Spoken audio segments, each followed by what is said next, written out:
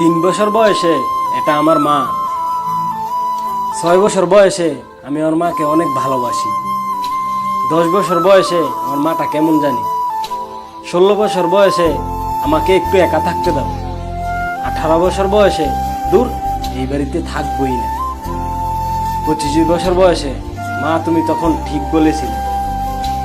30 বছর বয়সে মা তোমার কোলে মাথা রেখে ঘুমাতে চাই। 50 বছর বয়সে মা আমাকে ছেড়ে যেও না।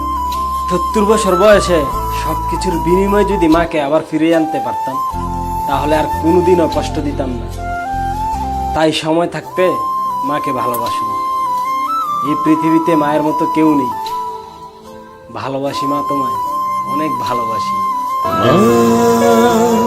तू मेरी माँ, मैं तेरा लाड़